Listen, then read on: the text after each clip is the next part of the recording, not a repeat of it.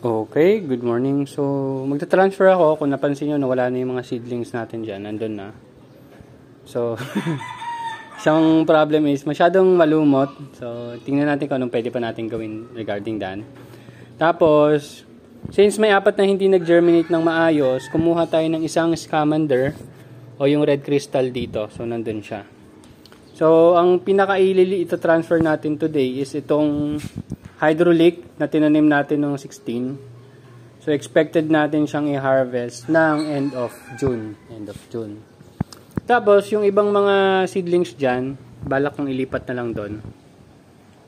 Marami pa naman bakante yan eh. Kasi 10 yan, occupied na yung 3.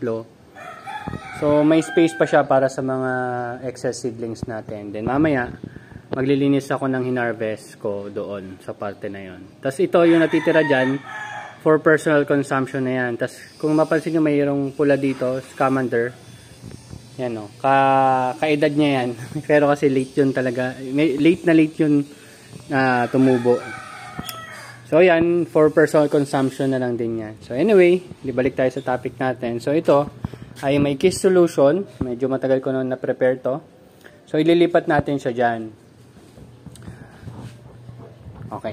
So, i-transfer ko lang muna sila. So, ang pinapagitan lang naman ng seeding time nila is 3 days. Kasi ito, May 13. Ito, May 16. 5. Ayan o, tama. May 16. So, transfer natin sila ngayon. Ngayon ay May 25. So, mga approximately sabihin mo ng 10 days to. Then, yon 13 days. Okay, so i-transfer na natin. So, masasabi ko naman, medyo effective na rin naman yung pag-setup natin dito. Kailangan ko lang sigurong i-improve. Maraming pang room for improvement. So, yan. Madaming tubig yan. Siguro mga 40 liters yan, no? Halos nandun na siya sa lid. Kasi, ang problem ko talaga is baka hindi umabot yung ugat dun sa nutrient solution. Tsaka, kaya kung mapansin nyo, mataas itong mga foam na ginamit ko ngayon. Kasi yun nga yung problema ko. Baka hindi umabot yung tubig hanggang dun sa ugat. Ayan. So, may isa pang problem din yan. Pero, yun. Titingnan ko kung anong ibang setup na magagawa ko and isi-share ko naman sa inyo. Pero sa ngayon, it's working naman and let's see after 45 days. So, transfer ko muna. Saglit lang. Okay, so yan, tapos na. Medyo matagal kasi isinisiksik ko yung foam dito sa gilid dito. Tapos dahan-dahan kasi ayaw ko rin naman baka may masira akong dahon or may maputol akong ugat. So dahan-dahan siya hanggang maisiksik ko. So yun yung isang struggle dito sa setup na ginawa ko. So gumagana naman siya pero medyo matagal sa pag-transfer. So ang naisip ko, sa mga butas kasi na yan, ito ay kasya. Maalala nyo yung net caps, yung 1-inch net caps natin. Kasya yan dyan. Ay, sorry. Hirap kasi pag isang kamay lang.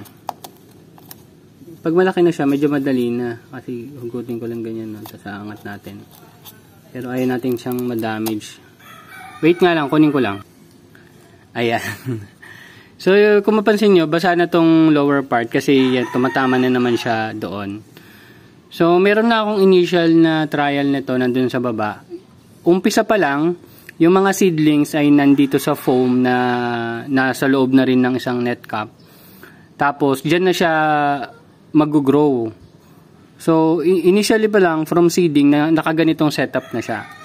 So, hindi na rin ako mahihirapan mag-transfer ng foam papunta dito sa net caps na 1 inch kasi umpisa pa lang nandyan na siya. Then, madali na siyang ilagay dito at hindi na ako magsisiksik na medyo matagal-tagal kasi nga may iniingatan tayo. So, medyo diretso na lang siyang ganyan. So, yan. Isisecure ko lang siya dyan. Sakto naman yan. And then, pag harvest naman, na-experience ko kasi na sobrang kapal ng ugat niya dyan, nahihirapan akong bunutin siya pag nandyan siya sa foam. So, ito yung magiging first trial ko dito sa styro kung madadalian akong hugutin siya paglaki niya. Okay? So, pakita ko sa inyo yung mga hinugot ko kaninang umaga na harvest. Okay. So, ito yung kaninang umaga ko. Ayan o, kung mapansin nyo, punong-puno siya ng ugat. Kasi nung ina-harvest ko siya, hindi ko siya mabunot sa sobrang dami or kapal ng ugat na nasa ilalim. Ayan, naputol na yung foam. Pati yung ilalim ng foam naputol na kasi kapag hugot ko. Yung iba naman, nahuhugot ko pero marami pa rin naiiwang ugat. Kasi nga, naging maganda yung growth nila dyan. Pero, ang naging problema ko kasi, foam yung ginamit ko. So, kumapit talaga yung ugat dito sa gilid-gilid nitong opening. So, kung merong net caps, sa palagay ko, medyo mababawasan yon yung ganong senaryo ko. Kaya, yun yung first trial ko, yung nandun, yung nilagay nga natin ngayon, yung recent lang. So, lalagyan ko lang ng label, then, okay na yon. Then, lilinisan ko na lang to, kasi ito yung recent na harvest natin. Ito naman, baka bukas i-harvest ko na rin. Pero ito kasing setup na to, kailangan kong ilinisan or tanggalin yung mga excess na yan. Kasi ilalagay ko siya dito sa baba. So, yung dalawa na yun, nasa baba. Tapos itong yung mga nangyayari dito sa taas ay styro box. Styro box yung ilalagay natin dito sa setup natin sa taas. So, hopefully medyo umokay siya. Kasi pag tanghali, napansin ko, yung ditong part na to, medyo shaded. Partially shaded, pero yun nga, kabilaan naman may araw pa rin kahit papano. Ngayon nakapagpatubo naman tayo dati nung shaded pa siya tas yung dito lang sa side na ito yung may araw. So sa palagay ko magiging okay pa rin siya, pero nasa trial period tayo. So meron ditong styro box, meron din styro box dun sa kabila. So magkakaroon dalawang styro box dito. And itong sa baba, itetest natin kung kahit may styro box dito, lalaki pa rin ba ng maayos yung nandito sa ilalim. Kasi kung lalaki naman ng maayos, edi ganun setup pa rin, gilid-gilid na lang. Parang ganun. So yun, maganda naman yung tubo, 'di ba? So, yun. That's it. Medyo off track na pero pinakita ko lang sa inyo yung naging problem ko sa pag-transfer, sa pag-harvest gamit yung foam setup ko.